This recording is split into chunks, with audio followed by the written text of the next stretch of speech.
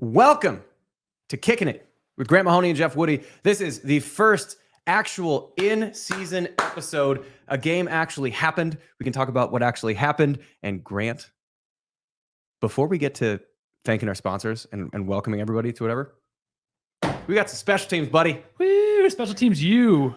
That's what I hear. We're the new special teams U, new punter U. It's not in any way an overreaction. We are completely honest response. We are the best special teams special teams team in the country. Damn near flawless performance, which we'll talk about. There is one flaw. Before we get to any of that, so welcome to Kickin' It, Grant Mahoney and Jeff Woody. This is sponsored by Dochterman Manufacturing. So thank you to Dochterman Manufacturing. They do a lot of heavy machinery work, any custom stuff you need for your RV. It is tailgating season. So if you have an RV, if you have a trailer, if you have something that you need manufactured, you need changed, you want to lift, you want to something like that, they are able to do that for you. It is also coming in harvest season. They have the bent corn reel the original bent corn reel since 1977, which can do both downed and standing corn. So thank you to Dochterman Manufacturing. We're also live in the Wild Rose Casino and Resort Studios, which is a lovely thing. It's fun when we get to kind of pan around and set different angles. You got Breece Hall in the background. NFL kicks off this weekend. I had Monte Morris in the background of mine. Who's back over? It's just dartboard. There's a dartboard over here. You got the Iceman, Matt Thomas, too.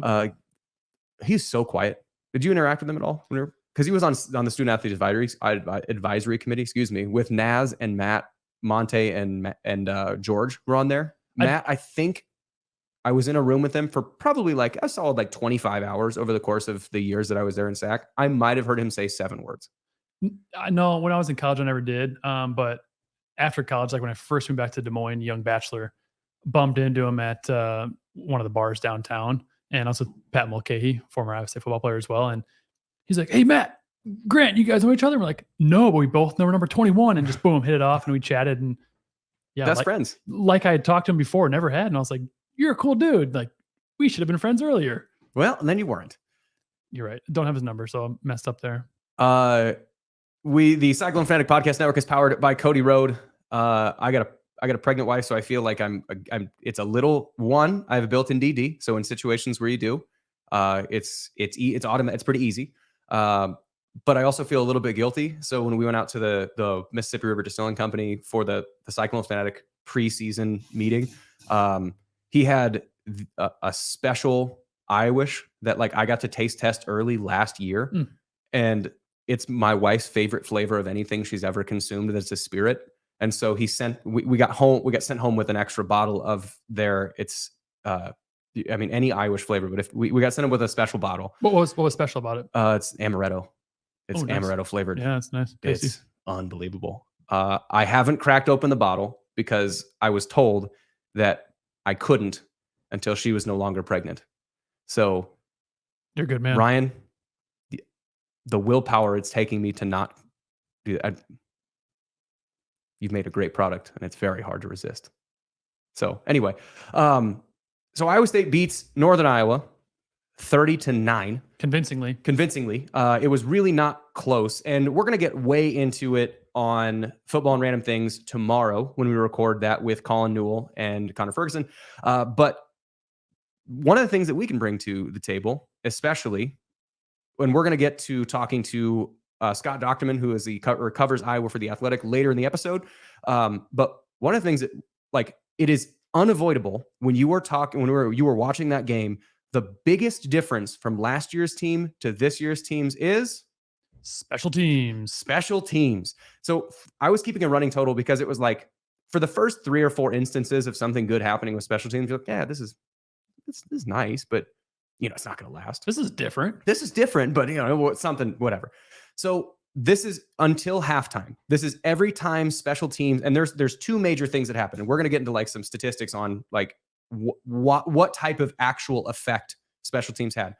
So you and I were texting, and with Aiden, because Aiden had a little shit fit that he didn't get included in the text, but Aiden was.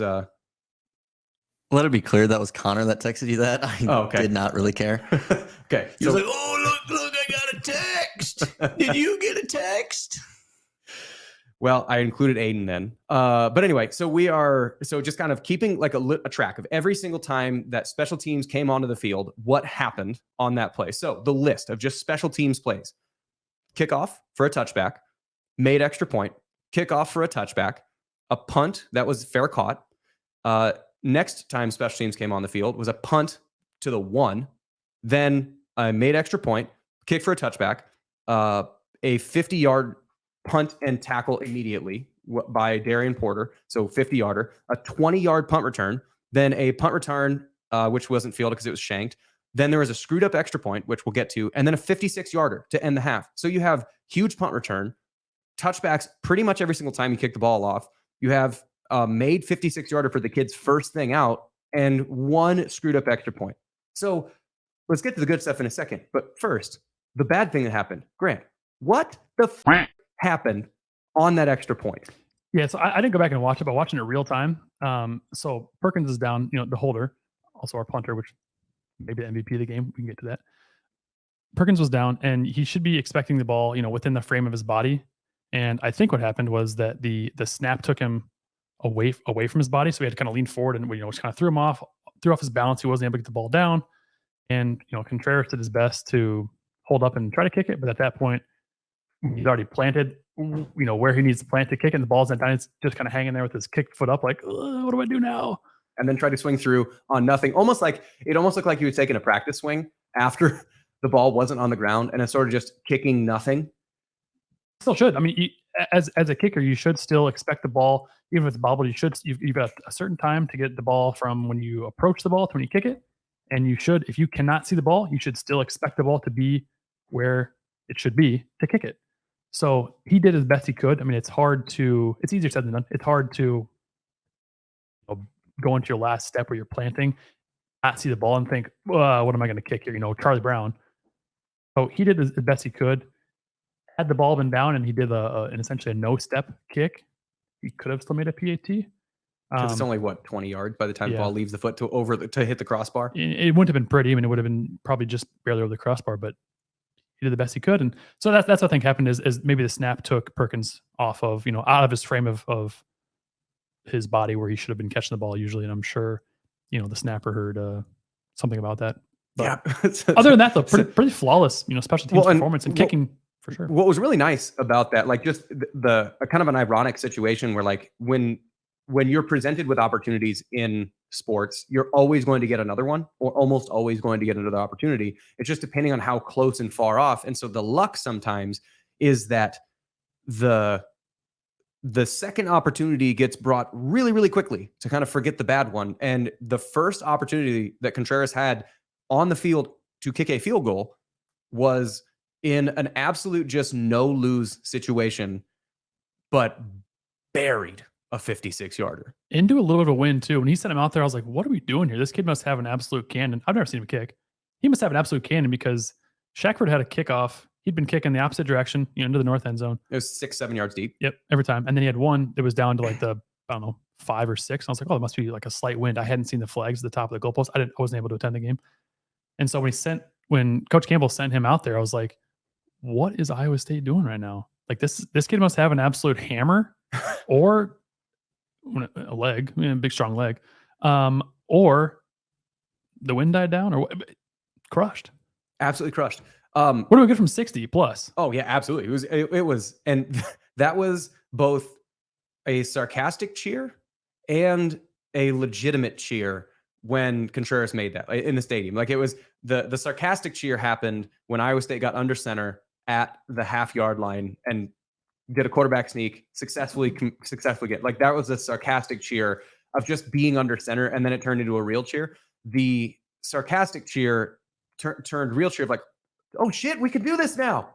We can do this now. Of when he actually made a 56-yarder, like the fact that it was on time, it was accurate, and he made it. Like, I think it was really cool because what is it like between, are you guys practicing or are you just sort of like, well, that sucked, and then just move on between if there's a bobbled snap, bad hold, bad kick, whatever, between that opportunity and the next opportunity? Because it was like in real time, it was like 6 minutes probably between that screwed up extra point and hitting that other one. What are you guys doing between there to enable or not enable yourself to continue the success? As a kicker, you're supposed to have a short memory. So, say he missed the PAT, theoretically, you're supposed to just forget about it and, make or miss on to the next one. I think with that situation where it was a bobbled snap, it was less of, mentally it was less for Contreras, but there was something I did. Whereas, like I said, had he missed the PAT, maybe it would have lingered around a little bit longer. I think because it was kind of something that was out of his control, he was just kind of like, I did what I could. And it was probably easier for him to forget. It stinks that it'll now go down as a missed PAT. Like on his stats. Yeah, on his stats, which, I mean, who really cares, But yeah, he was able to bounce back, and what a confidence booster. I mean, at any point in the season, you hit a 56-yarder, but for your first field goal, with your first game with Iowa State, with your first real action of starting, he played a little bit in Nebraska, but didn't really start. An absolute confidence booster in the first game of the year. I got to think it's only going to carry on. We can't expect 56 yards every game. Yeah. I hope we can, but yeah, I doubt it. But that, it gives confidence in Coach Campbell, in Contreras, in the fans, in the team.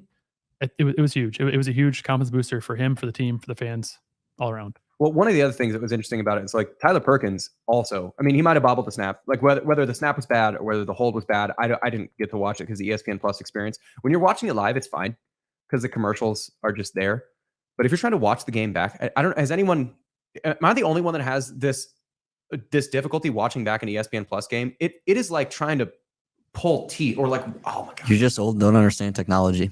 So I have a Samsung television, and the ESPN app, when I go to log in,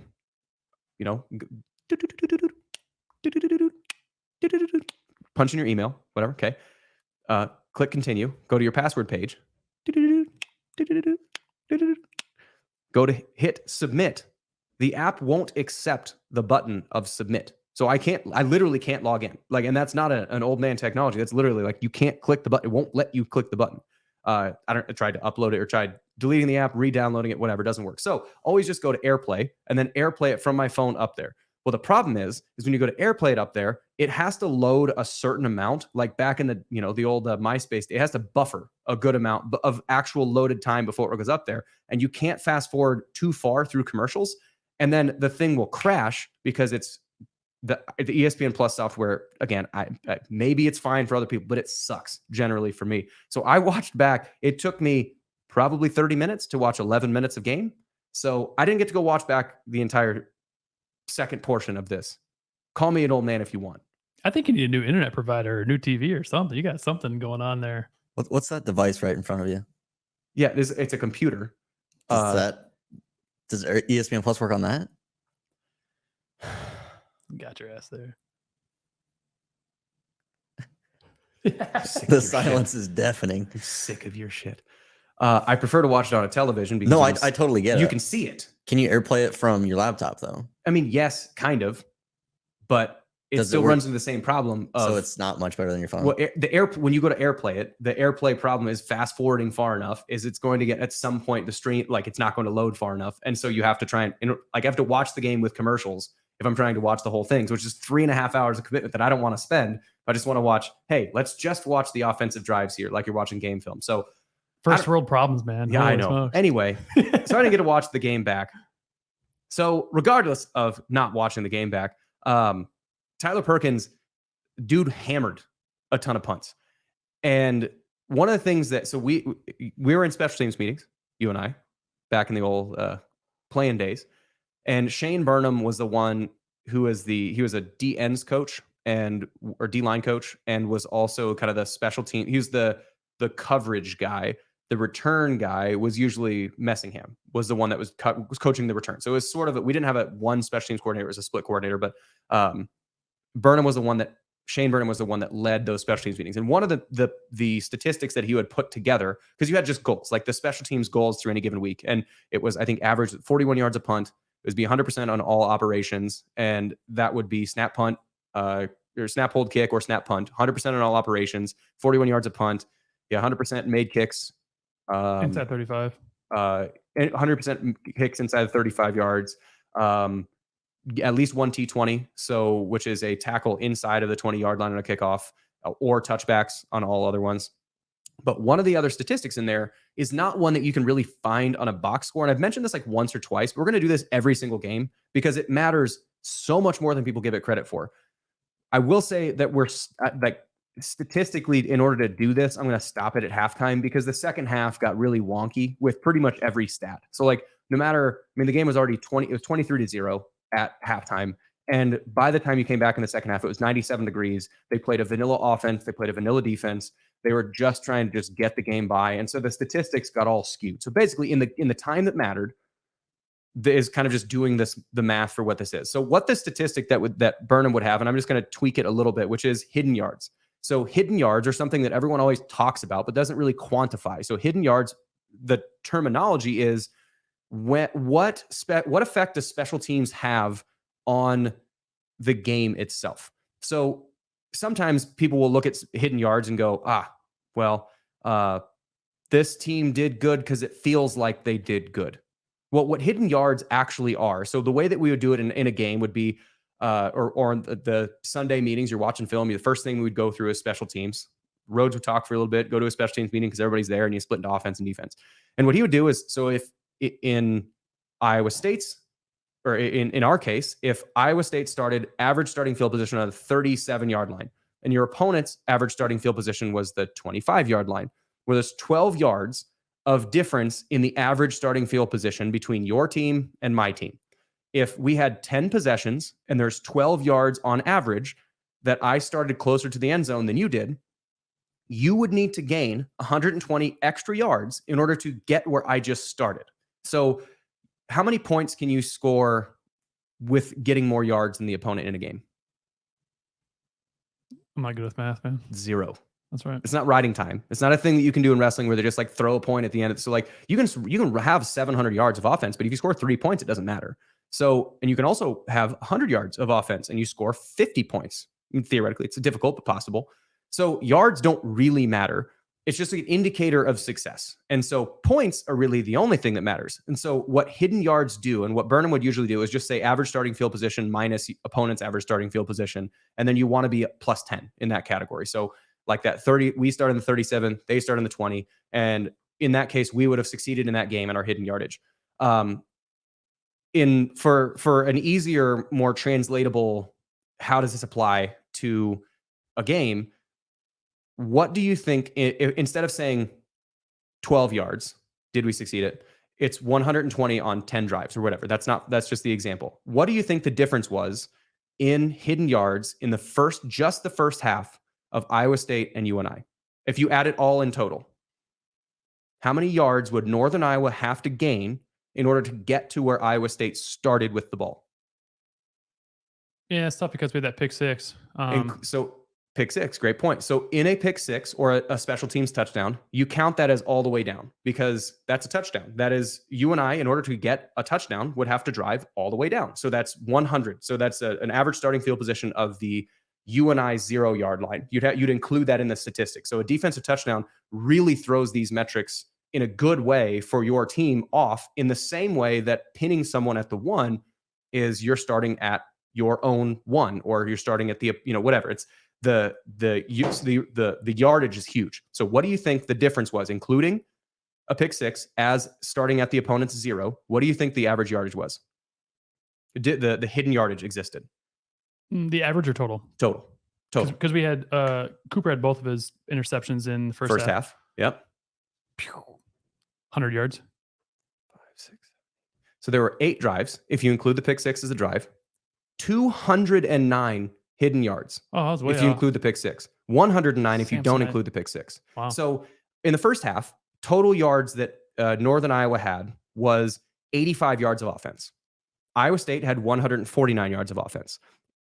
Iowa State, by math, then, in those 209 hidden yards, would have had 357 or 358 yards of, quote, field position advantage. Which would have looked prettier in the box score. Right. But if in the box score, in the first half, if you had 357 yards or 358 yards, holy shit, what an offense.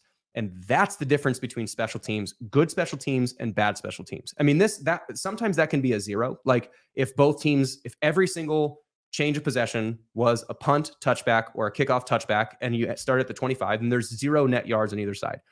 Hidden yardage in just the first half alone was 209 yards towards Iowa State. That's why that game felt so gone. like so boring in the second half. Boring too, in the second half, pretty much essentially over. But that's why it felt so dominating. That like that's the difference that special teams can make, and that's why this Iowa State team with a really solid defense and playing special teams like that, that's why it never felt close. Like yes, Northern Iowa, grand first half, they only had 85 yards of offense. They also only had 5 first downs, and they had 2 turnovers and gave up 3 sacks in the first half. So not great, but it never felt close because they were starting in their own end zone and Iowa State was starting in plus territory almost every single time.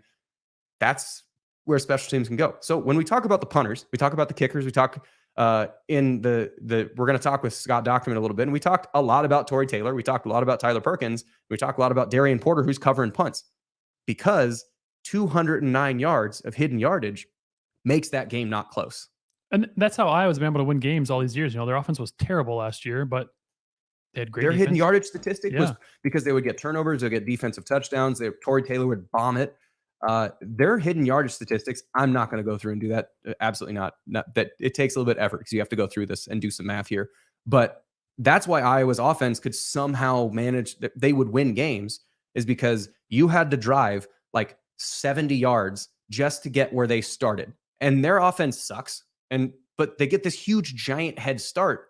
And that's what Iowa State's offense was able to do. There's this huge giant head start in front of UNI. And yeah, UNI is going to win a lot of games this year, but they were made to look extremely pedestrian because they were in such bad positions due to the special teams. And I hope it's not fool's gold. I hope it's not, a product of playing an FCS team. I hope we have a legit, which I think we do, a legit special teams unit from kick and punt return, kick and punt return, field goal block, field goal execution, and missing one. Kickoff, cover return, punt, cover return, field goal block, all aspects. I'll just say all aspects. Just all. There's 6 I hope because we were essentially I think I covered all 6. Whatever. I think we essentially were great in all 6 aspects. And one thing we talked about too is that last year we were so comfortable with just fair catching punts, just fair catching kickoffs, and just taking the ball to 25, and not really worrying about returning it. You saw how well our returns were when we actually do it. And, if you do just fair catch kickoffs and start your 25, great. But say you bring it out and you start your 30, that's 5 more yards that you have, obviously. But then when you actually, let Jalen Knoll do his thing, or, when Purchase had the kickoff that he took back to almost midfield, I think, but then got back on a holding. Yeah, called back on a holding.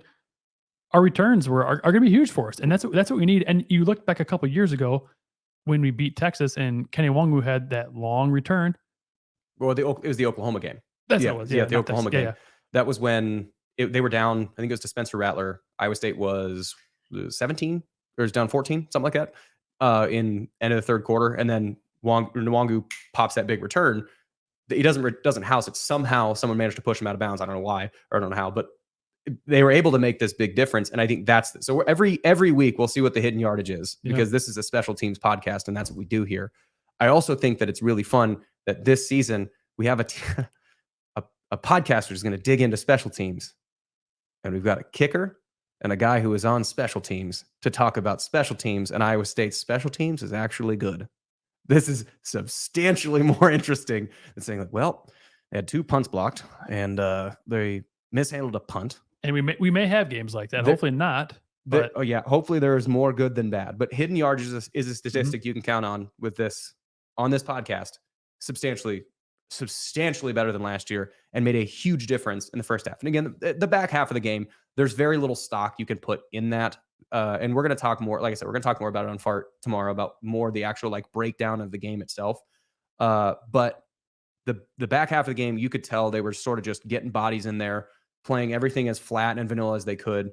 I would imagine on special teams too, there is nothing that was exotic. I bet they probably told Perkins, hang it up as high as you can, as opposed to trying to bomb 175 yards, is just get one up in the air so we can force a fair catch. Kickoffs. It seemed like Shackelford, granted, they only had 2 kickoffs in the second half, I think. Because it was 23 and then it was 30. So it was just one. They just had one kickoff in the second half. And so I would imagine if there was any big thing, they're not trying to do a ton executionally in that second half. But that was so much more fun to watch. It really was. And hidden yardage is really what tells, the main story. You can look at the box score and see that they outgained us, 276 or 79 yards to 250. So it's like, oh man, like you and I, but like when you're starting at their 10. Right. There's only the Jeremiah Cooper pick six, the next Jeremiah Cooper interception, 0 plays later, kick a field goal. So the entire length of the drive, the maximum length of the drive is 43 yards, and you just kick a field goal on the end of it. So you could, but versus if a team is pinned inside on their own 1, they can get 99 yards, or they can get 50 yards and they still have to punt. Again, yards don't equal points. So it is one of those things that going into this week, there is going to be a substantial step up in the competition you're playing, specifically on special teams. Iowa is very good. That's better. They got one blocked. It was you can assume that they're gonna watch film, and they're gonna get screamed at for how stupid that was. Because if you watch the game, both the personal protectors, they just split. We had a couple that we almost got to you and I. Iowa State had a couple that we almost got to you and I. So it's true. And I don't know if that was Campbell just saying let's try this and just see how much we can get through, or it's like maybe they saw something on film, maybe they actually were trying to block it, which why wouldn't they?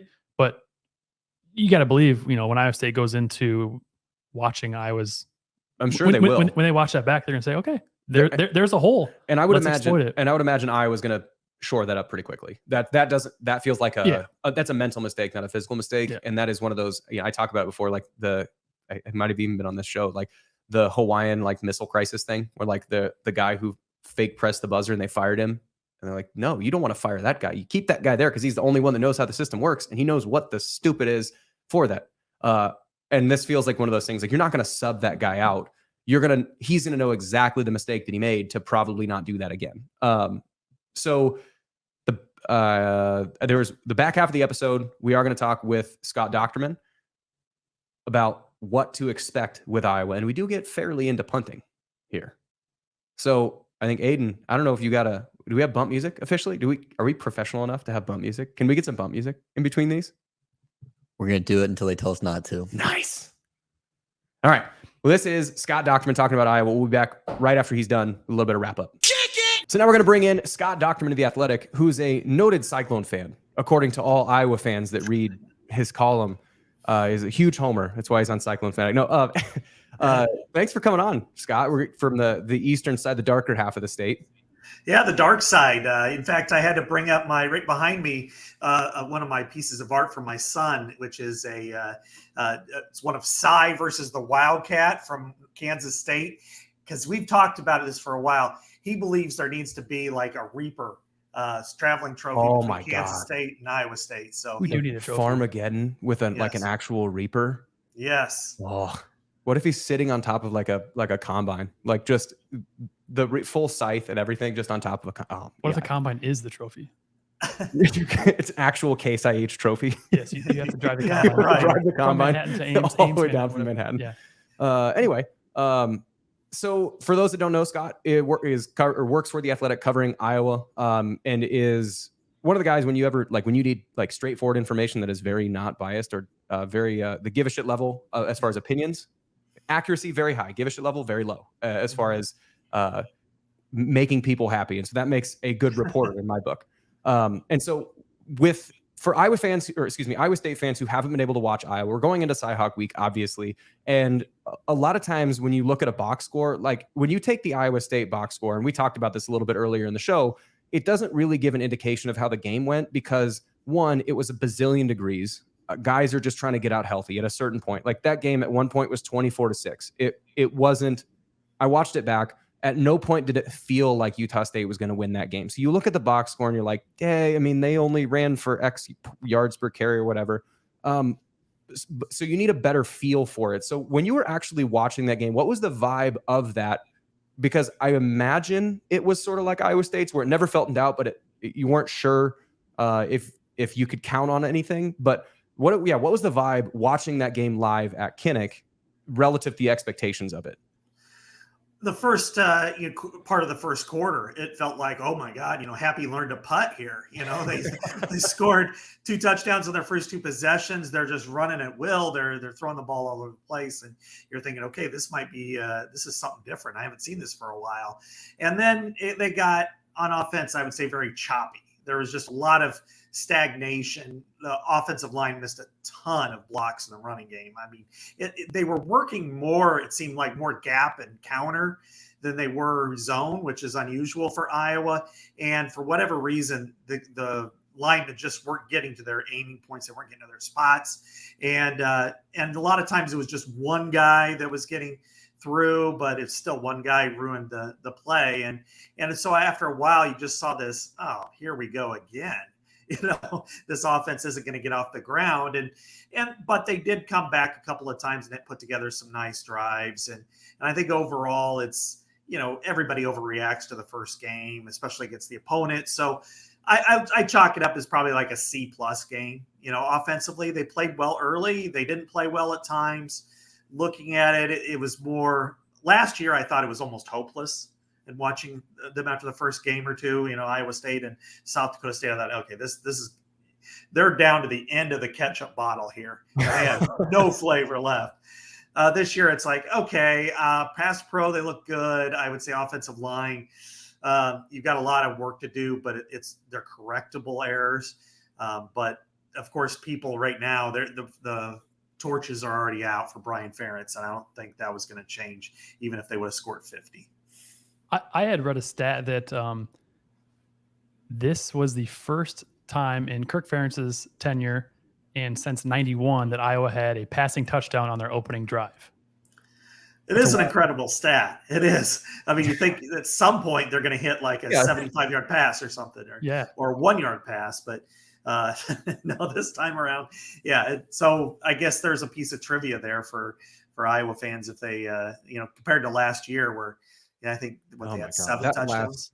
That South Dakota State game last year, and I mean, obviously, I went to Iowa State. I'm an alumnus, but like, I like watching good football when you're watching a game. I don't want to see garbage. And man, last year's Iowa offense was like just uncomfortable to watch. And this year was different. This year felt different than that. Like you said, for the first quarter and a half. And I think one of the main stories coming into this week, so Iowa State in their game against Theo Day, who's a pretty damn good quarterback in his own right, they had 5 sacks, 2 interceptions, 7 quarterback hits, and 7 additional quarterback hits and 7 additional quarterback hurries. Cade McNamara looked great for the first quarter. Then he had to scramble. He got hit a little bit. And then from that point, it looked like that injury that he suffered in camp that kind of kept him out for a little bit flared up somewhat. I would imagine the temperature's not going to be as aggressive, which hopefully for a soft tissue injury isn't going to mean that it's as, I don't know, prominent in this week's game as it was in last week's game. But what can you say about McNamara's health coming out of it? Did Ferentz and the staff at all address his health coming out of it? Because it seems like he's at like a solid 70% going against a defense who can bring pressure against an offensive line who's hit or miss on success. Yeah, I think it's still a concern, and I think it will be for a little while. I think that was kind of the discussion going on all of last week, which is he's cleared to play, but do you play him? Because you know that more important games are down the pipe. I mean, whether it's going to Jack Trice or it's going in a couple of weeks to Penn State and then Michigan State. I mean, those games are clearly more important than Utah State. I mean, that's a team that you'd think that they would beat anyway. Now, looking back, they might have struggled at times, and maybe it would have been closer than what we initially thought. But I think, there were a couple of scrambles that he had that really he didn't flash much. I don't know if he tried to run as much as he normally would. And I think their offense was limited. There weren't really any bootlegs. There weren't a lot of play action. And I think some of that is probably due to they didn't want to stress out his leg that much. And then when the game seemed to be reached its conclusion early in the fourth quarter, then they pulled him for Deacon Hill, and that made a lot of sense. But you guys are absolutely right. And watching just the way Iowa State's defense performed the other day, first glance, not seeing them every single day, you think, okay, no Will McDonald, no MJ Anderson. no Ryan Vance, that maybe this defense takes it down a notch, but I didn't see that at all. I mean, I think I think both secondaries might be two of the best in the country. Unbelievable. Both of them. I mean, Cooper was amazing for Iowa State, not only just his interception, but hitting people all over the place in Tampa. Yeah. Everybody knows how good he is. So I think, this is going to be a huge test because it's a different style of defense they don't see, and it's one that is successful. So it's going to make Cade McNamara uncomfortable. I'm not sure how he can move within the pocket. I'm not sure that how they're going to be able to navigate that. He is a tough guy. He's played with a lot of injuries in the past. So I imagine he's going to try to gut through it. But, a muscle's different than, you guys know, especially you, Jeff. You know how, whether you have no offense, Grant, but, if you have an ankle or a knee, versus a muscle, it's different. And I think it'll be interesting to see how that responds. But I'm glad the weather is supposed to come down because nobody wants what we had 2 years ago over there, which was like the surface of the sun.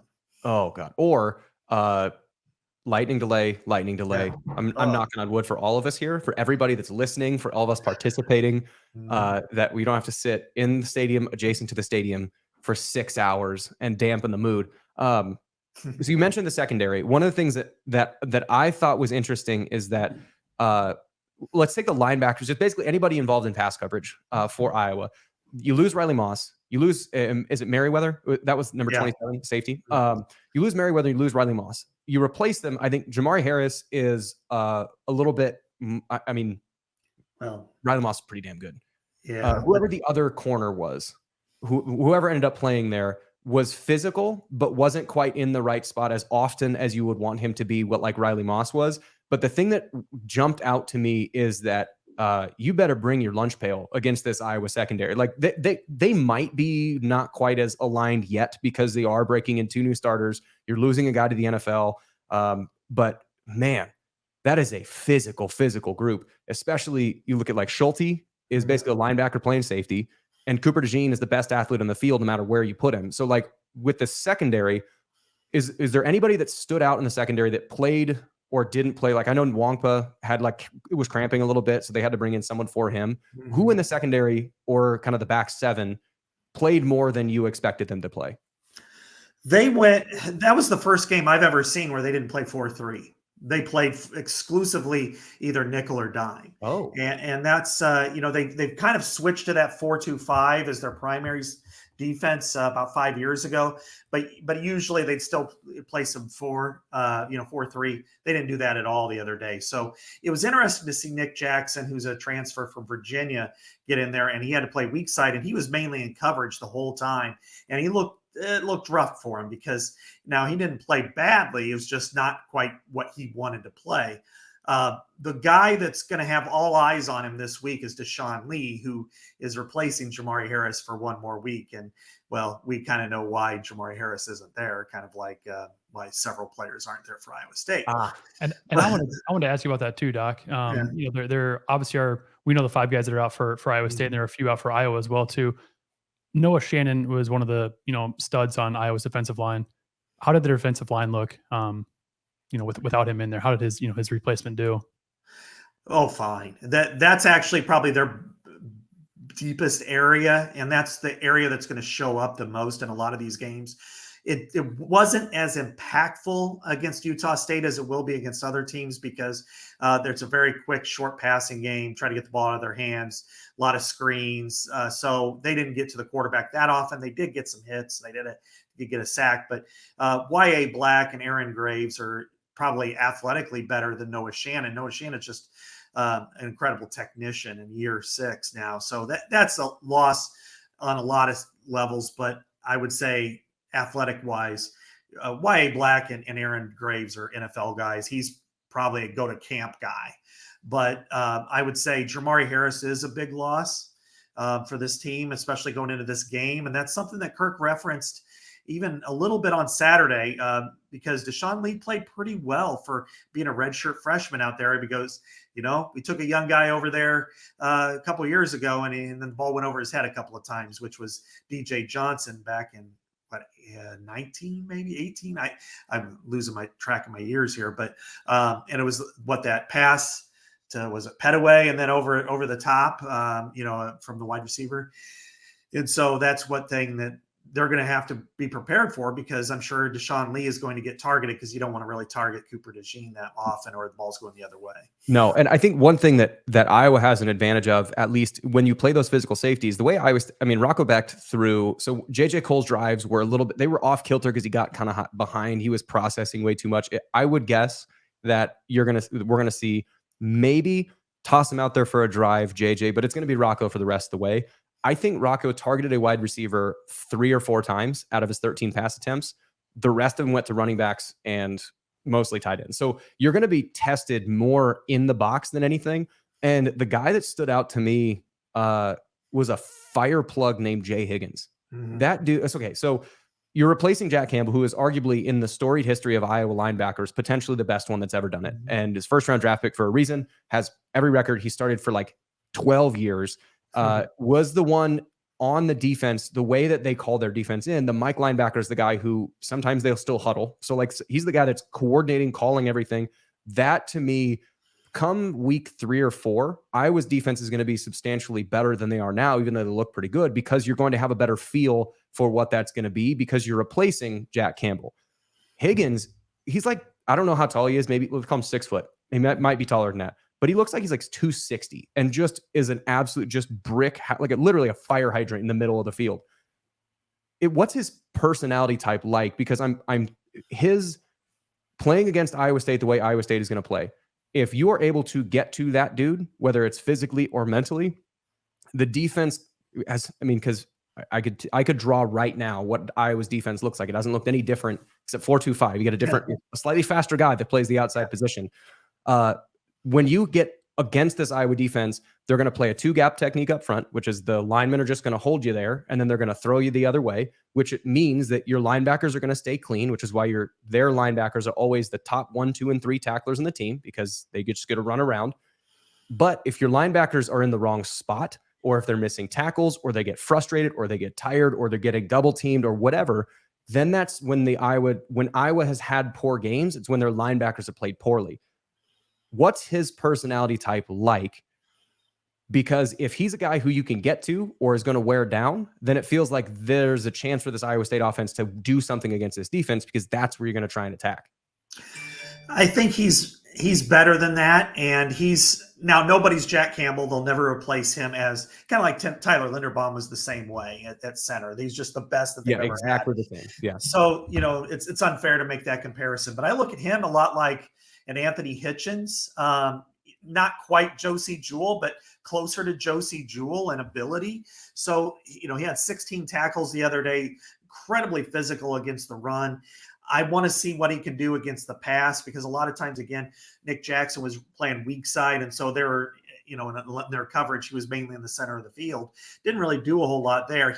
That might be the one area where he may have some issues. I would say the fact that Iowa State can play 4 or 5 running backs, and you can try to fit different styles against him, that might be a little bit more of a factor. Plus, there's more physicality associated with Iowa State. So, there's some areas that I'd like to watch with him, but he's a pretty good player. He's not a player that's really going to crash and burn. So, last year he played a lot. He was kind of their 3rd linebacker. Seth Benson was also a really good linebacker, and he was there. And he would step in and play weak side. Seth would play outside when they went 4-3.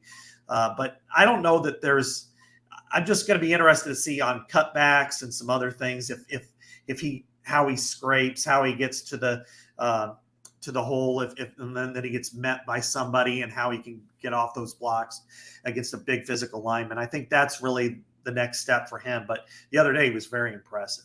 Yeah, and I'll be interested how he matches up, because the tight ends are potentially the best group on the offensive side of the ball. Yeah, and sure. I'll be interested to see how he and the rest of the Iowa secondary match up against these giant freaking tight ends. Like the touchdown that Brahmer had, he was running away from the UNI safety. Like, the dude's 6'6", 250, and was still running away from a safety. So like, there's some talent in that room, and I'm interested. Like, for me, that's the biggest matchup, is like the running back tight end group against the Iowa linebackers, because we know Iowa's defensive line is they're good. They're huge. They play with their hands really well. Like they're going to be fine. The secondary, they're physical.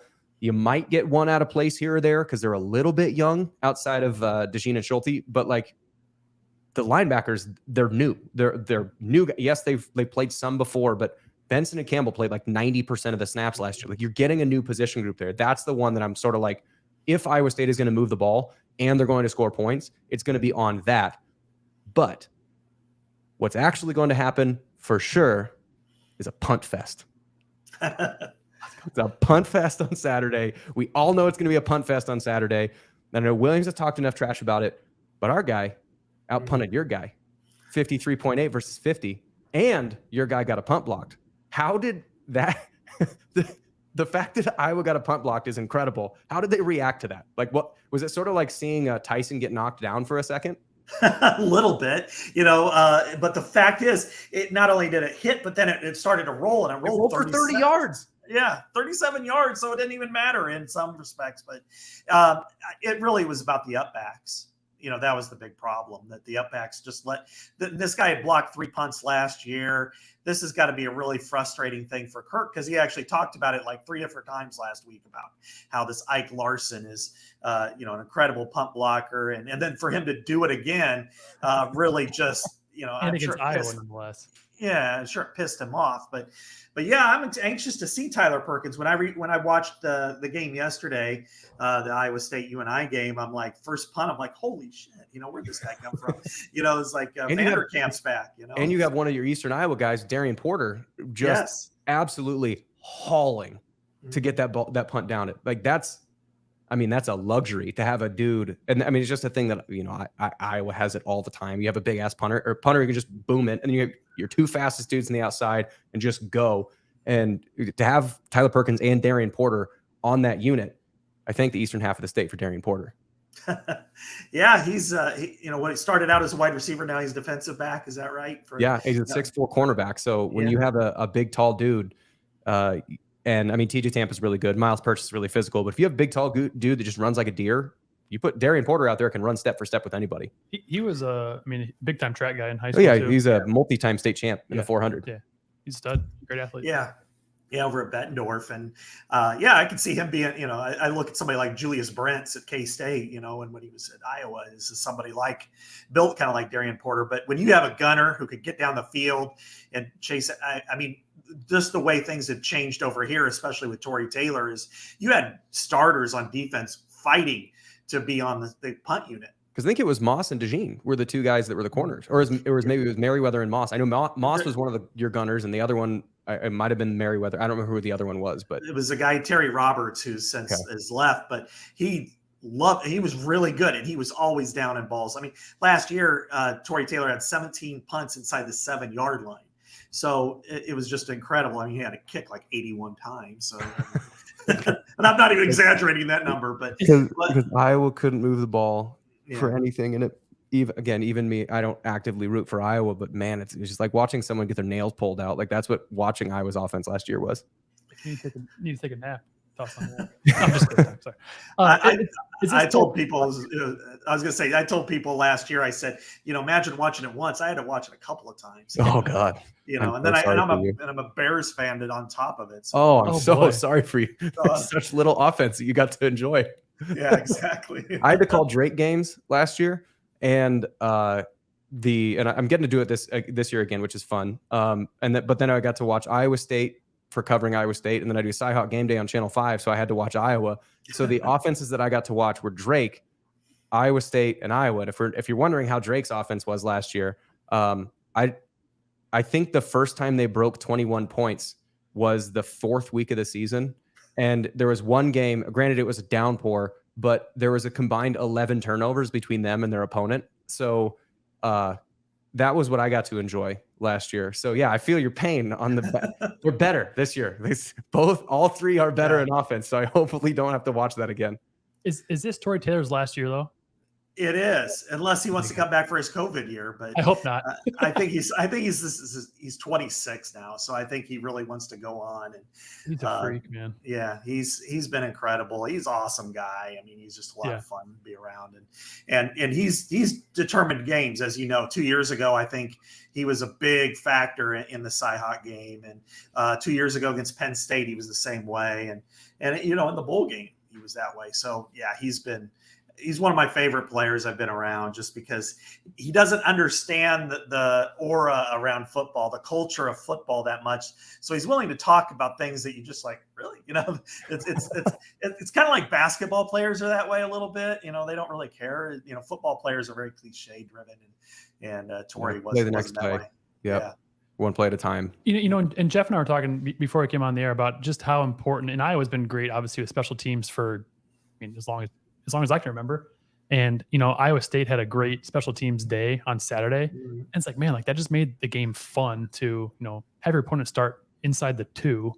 And it's like Iowa, gets that luxury damn near every week. And so it's like, man, if we can, take a playbook out of Kirk's playbook or, Snyder's playbook. Yeah. The Bill Snyder play. And actually be good at special teams. Like that's such a forgotten part of the game that it was a huge reason, like you mentioned, for why Iowa was in so many games last year, and the when reason why they won, had no freaking business why they won a lot of games. Well, exactly. And I think for developmental programs like Iowa and Iowa State, that this is like an essential thing. And the better that you get at it, and the more that somebody sees Darian Porter doing this, or Cooper DeJean covering punts, and you have a punter who's awesome, and you can pin them down, and you realize just how complementary all three phases are.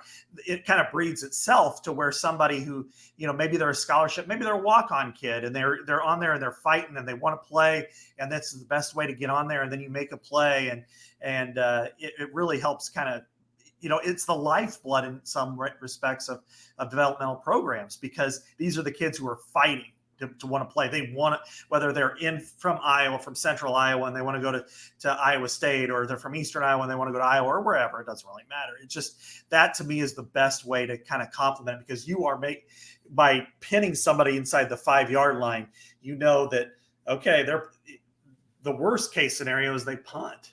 And you get the ball at midfield. And for Iowa State, that's offense is going to be a work in progress this year. You can tell. And Iowa the same way, that you play that kind of game of pong for a while, it's going to work out, or your defense is going to take advantage of it, which we saw on Saturday with Iowa State, and it damn near happened a couple of times with Iowa. They just kind of dropped the ball. Yeah, that's how I cut my teeth. Well, I was gonna say that we've talked about that too. That this season for Iowa State, we're gonna have to really lean on our defense, because our offense, like you mentioned, is gonna be a work in progress. May or may not be good by the time the season's done. And I mean, no beater in the bush. Iowa's offense was bad last year, and so they had to get a lot of scores from their defense. Which we started the game with a pick 6. Came much better than that. Which we're gonna need. We're gonna need Iowa's defensive playbook from last year if we're gonna be in, if we want to get back to a bowl game. And we've talked about how we need to be the San Francisco 49ers of college football, where you've got a stout defense, offense that doesn't turn the ball over and just facilitates the ball, and great special teams. I'm not sure how 49ers special teams is, but I would imagine decent if they get the Robbie Gould. I'm sorry for the Bears pull. He left though. But so I guess to kind of close it out, is there anything that you're expecting? Like, I guess, what are you expecting going into this game, having covered Iowa this whole offseason, kind of just tangentially kind of tapped into Iowa State? I'm intrigued by what first to second game adjustments Iowa makes in the running game. And I think what I would caution against a little bit for fans, and I doubt this is the case at over the Jacobson building, but is to be a little overconfident and seeing that offense going, oh my God, and the way we play defense, we got a chance to really kick Iowa's ass. I think right now you've got to figure they're going to counter off this, that they looked at the video too and they saw, okay, this didn't work, we're going to go back to doing this. And but what I think is going to be what will determine the outcome of the game is going to be, how does Cade McNamara execute to the wide receivers, frankly, because Iowa's tight ends are elite. There are two tight ends. Shea and Hall are terrific. they're NFL guys. I think their running back is really, really good too if he gets space. But it's going to be about how can they execute down the field with their wide receivers against an elite secondary. And other than maybe Penn State's probably the best that they're going to play. So I think that to me is probably the key to the game. If Iowa State can shut that down, that's going to mean Iowa's going to have to drive. And Iowa's not going to be able to do that very often, maybe a couple of times. So if they can drive 3 times, if they're just relying on the running game and tight ends, you're looking at 2 to 3 scores, and it could be 13 points. Can Iowa State get more than 13 points against Iowa? And if not, okay, how do you manufacture that? Is that going to be a trick play? Is that going to be, you've got to, yes, you could intercept a pass, but Iowa's not going to do that all game. They're not going to throw 3 or 4. So I would look at it as Iowa's probably good for 13 to 17 points. What can Iowa State do to get to 20? And you might have to do something unusual, like what happened a few years ago in that game where the 18-17 game where there was a pass to the wide receiver and then throw over the top of the corner. So that to me is probably the most fascinating thing. I think they're going to improve running the game. Last year I'm like, this thing's over, this joint's cashed, they're done. They're going to be lucky to win a handful of games. But I think this year I saw on the offensive line that there's a lot of mistakes, but they're correctable mistakes. Yeah.